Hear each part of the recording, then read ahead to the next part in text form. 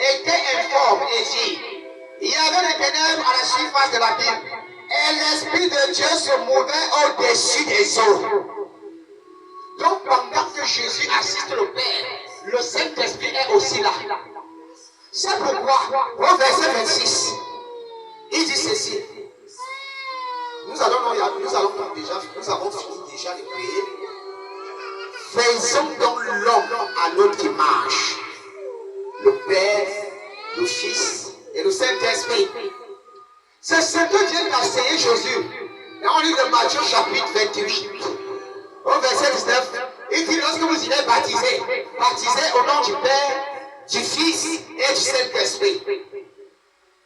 Et nous revenons donc dans le livre de Jean chapitre 1 pour mieux donc comprendre ce que Jean voulait expliquer. Lorsque Jésus a rencontré Jean pour sa première fois, il avait surnommé Jean fils du tonnerre pour dire en la personne de Jean habitera le Saint-Esprit dans une dimension de révélation qui n'a pas de nom. Voilà pourquoi Jean va recevoir le livre de révélation de l'Apocalypse.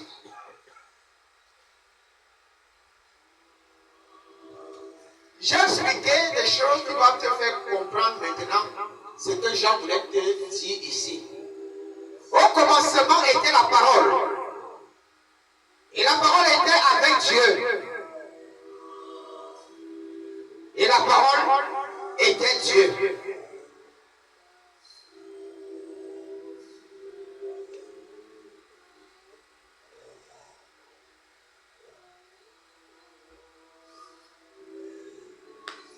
Je pense que tout ce que j'ai expliqué ici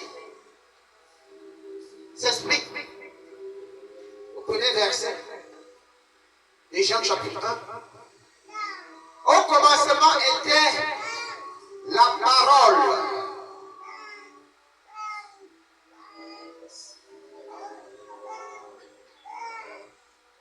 Et la parole était avec Dieu. Et là tu es perdu. Mon commencement était la parole. Et la parole était avec Dieu. Mais il s'agit même de quoi? Il s'agit même de quoi? Et la parole était Dieu.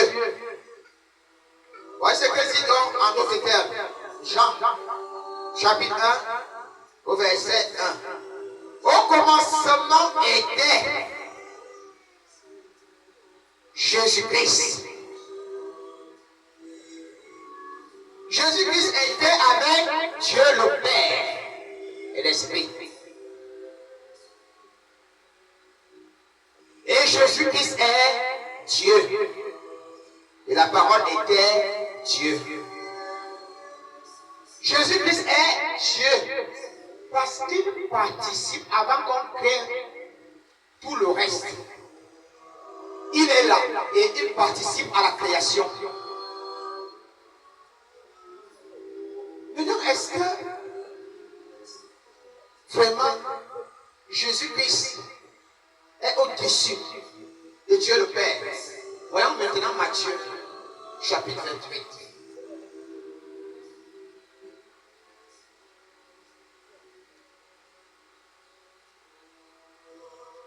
À partir du verset 18. Matthieu 28, à partir du verset 18.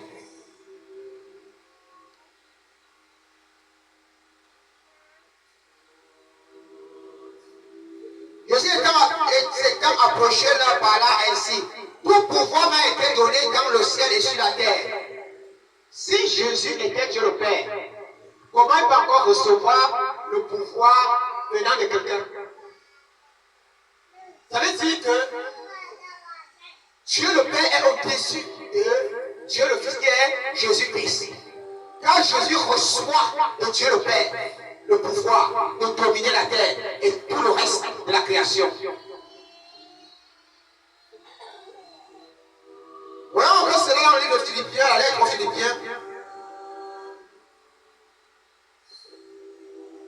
Verset 2.